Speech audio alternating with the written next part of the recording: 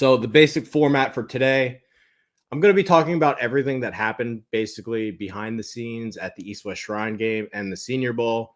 Hopefully it won't take super long, but I just think this part really needs to be shared. And once again, I guess we have more evidence that Trey changes the world, and silence. And then we're going to be going over something that's very important. And that is, hey, there's a lot of information out there. Who should you trust? I'm going to tell you who you shouldn't fucking trust, because there's a lot of mainstream people in this industry who have no clue. And I mean no clue. And we're going to expose all of them today. And to kind of close the show, we're going to be doing a NFL draft simulator on why you're a fucking asshole if you take Ashton Genty in the first round. So that's our breakdown for today. And then we're going to do the questions at the end if I get any. So let's start here. First things first, East-West Shrine game. So this was the first year that Shawne Merriman is in charge of the East-West practices. Most of the time, they are not televised. And I first want to start by saying, thank you, Shawne Merriman, because most of the time, these are not on TV. And by the way, before I even get into that, this year, we do have the film version. So the next time you see me, I'm probably going to be breaking down some of the stuff that I saw from the film version. We'll probably do some kind of like winners and losers from the East-West game, maybe winners and losers from the Senior Bowl. So that's the next time you see me, I'll be doing that. And I first wanted to say, look, the Vendetta Sports Media NFL draft team, I pride myself on taking this stuff to the next level year after year. I want this to be your one-stop shop, the only place you trust for the NFL draft, because I can guarantee you won't find better. And I'm very confident in that. So this year I will be podcasting more. It's not just going to be the written work, which our written work, it can't be competed with. And if you listen to me in terms of which rookies to draft for fantasy, you're welcome in advance. So I try to take this stuff to the next level every single year. I'm going to be podcasting more this year. And I feel like you guys need to hear my voice on some of this stuff, because there's just so much bad information out there. And we're going to go over it all together so that you know who to trust, who not to trust. Anyway, back to the story. Shawne Merriman, first year having the East-West Shrine Bowl practices. And I'm going to be pulling up a bunch of tabs, doing some screen share. It might take me longer than I normally do because I don't have someone just pulling up these tabs and whatnot. So I just want to start here. Because now I don't know if this interview with Shawne Merriman is going to happen. Who knows? I don't have any information on that yet. He hasn't gotten, or I should say, he hasn't reached out to me to say, hey, these are times that I can do the interview. So maybe the interview with Shawne Merriman will still happen. This is how the interaction first started, though. So let's just share this really quickly.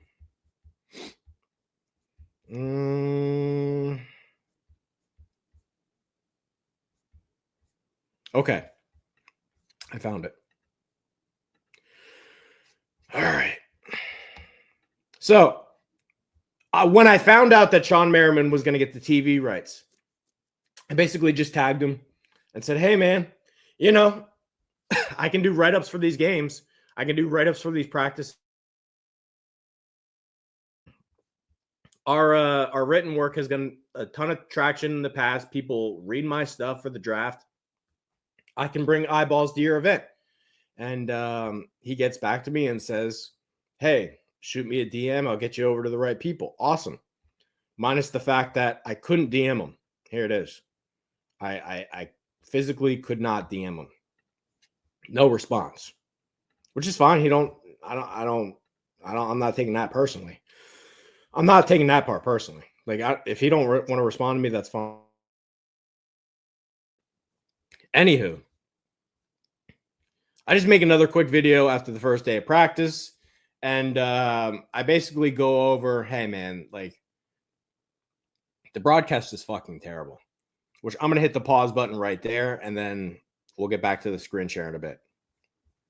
The broadcast, for the East-West game, it was Eric Warfield and Mark Clayton, two former NFL players. And what I'm about to say, I want people to first know this. I'm not just being a hater to be a hater. Like, I promise you, I don't just pick on people for the sake of picking on people. Like, that is just not my goal. I don't have any interest in doing that. If I pick on someone, it's for a reason. This broadcast between Eric Warfield and Mark Clayton, it was next level bad. It was next level bad. It sounded like a random podcast that nobody wants to fucking listen to, where the two guys circle jerk each other about what it was like when they were in the league. Like, and I think Tony Soprano has the best line in this. There is no lower form of communication than remember when. And that's all these two guys were doing. Remember when, special teams. Remember when I was doing this. That's not your fucking job. Your job is to tell us what's happening on the field. So I'm going to play the video of what I said back to Shawne Merriman, and then we'll pick up story time. But what you should know is how this went. Day one, Eric Clayfield, Eric Warfield. Or Mark Clayton, Eric Warfield. Day two, Eric Warfield, Mark Clayton. Then I made this video, and I'm going to show it. All right, so let's get to... All right, so here is what Shawne Merriman said to my first video. And we don't need to play the first one because it's kind of more of the same, except I probably executed the second one better. Trey, just seeing this, my bad. We didn't get to the interview, but I'm looking forward to doing one soon. Hope the broadcast is better today. Keep in mind, the broadcast on day one and day two was Eric Warfield and Mark Clayton. This is when he put this post out. I followed back and said this, and I'm just going to play it. What's up, Shawne? Good to hear from you. So I was just kind of going to type all this out, but then I realized that Twitter doesn't allow nearly enough characters to how I really want to express myself. So here's the follow-up video. Let's break this up into two parts. Number one, I would say I wasn't necessarily looking for an interview, although I would gladly take one, and I'm sure it would be a ton of fun. I'm also a sicko when it comes to this stuff, so I'm sure we would get a ton accomplished in terms of talking about these NFL draft guys. I also know it's a busy week, so Senior Bowl's coming up after this, 2 weeks down the line, 3 weeks down the line. Let's do it. Let's schedule it. I'm sure that would be fun. What I really wanted to accomplish, and we could maybe talk about this after the interview, but I wanted to direct you to our new product. I'm going to hit the pause button right there because I feel like I forgot to say this part. And for some reason, people that like are trying to like make fun of me for something, I don't really understand their angle on this. So I'm just going to address this so that those people, if those people have this question, I'm just going to refer them back to this video. No, I have not made a That's Some Cheese episode in like a year. I am fully aware of that. The next time I will make a That's Some Cheese episode is when our Vendetta Fantasy Contest platform is fully launched. That should happen in a month or two. The reason why I have not made an episode since then is because that episode is about the company. We've been teasing this product for a while. It's the big thing happening at the company. I don't feel like you need to fucking hear from me every single fucking week, every single fucking month. This is why I haven't made a podcast episode in a while. I don't know why people think that like making fun of me because I haven't put out a podcast means that I'm somehow failing. Like, I don't know how those two things correlate in your mind. But for those people that somehow don't understand, refer them back to this video. This has all been on purpose. I have not made a cheese episode because we are waiting for the product to come out. When the product comes out, the guide episode will be out. That will be part of cheese, and we'll have somebody be on that episode. So, I mean, it happens every single time. The Bears fans, they'll be like, oh, this guy, podcast.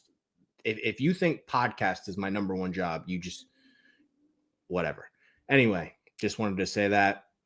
We are still working on the Vendetta Fantasy Contest platform. We got some good news. We got some executor help with this stuff. So when I have an update on that stuff, you'll hear from me, and cheese will return when it's fully done. Anyway. Successfully filed for patent, and it's kind of complicated. So long story short, it's essentially a fantasy league of fake gambling. So lights out, sports TV out. I got some fights coming up. Guess what? Now I can have people kind of fake bet on it. I think it's going to be the future of the industry. I think it would make your platform a ton of money. And I'm also not greedy, so take whatever fucking cut you want. I don't really care. But I think it would really work well with your platform. We could talk about that more another time.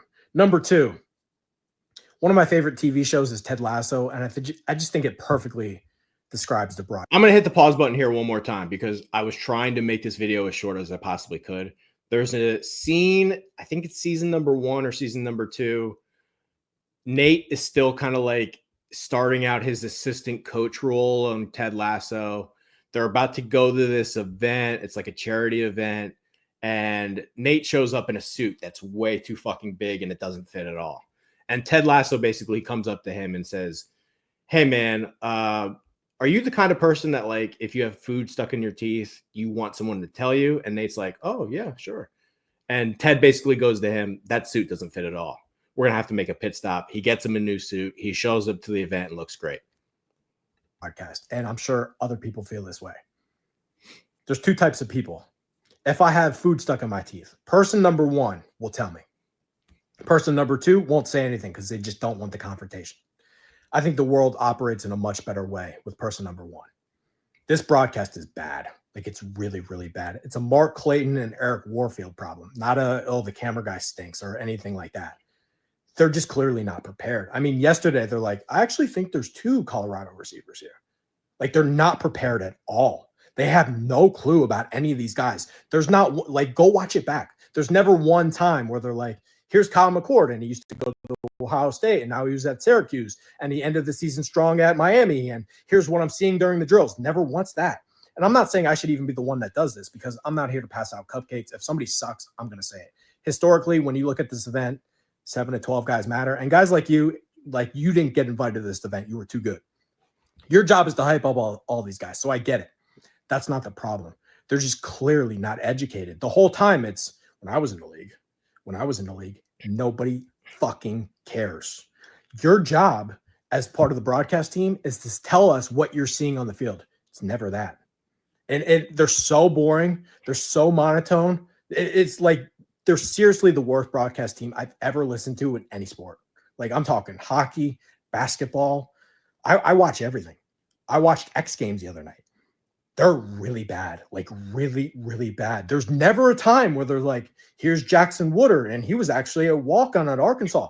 They don't talk about the guys on the field at all. I don't even know if they can see what's happening. Like, it's really, really bad. And I just thought you should know, because if I was doing this, I would be embarrassed and I would be looking for somebody else. And by the way, I'm not even saying that I should be the one that does this. You got to get somebody that, like, knows something on these guys, because they're clearly not informed on the players themselves. So you might be saying to yourself, Trey, that was very harsh. I disagree. I just disagree. It really needed to be said. It's a goddamn shame that nobody on his staff said anything. And furthermore, if I was like a parent of one of these players, if I was a coach of one of these players, if I was a grandparent, a brother, a sister to one of these players, I would have been fucking pissed.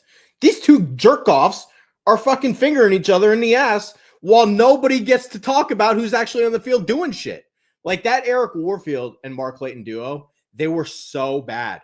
So bad. And by the way, I would view it as fucking ignorant to the guys on the field. Like, you have players who this is their livelihood.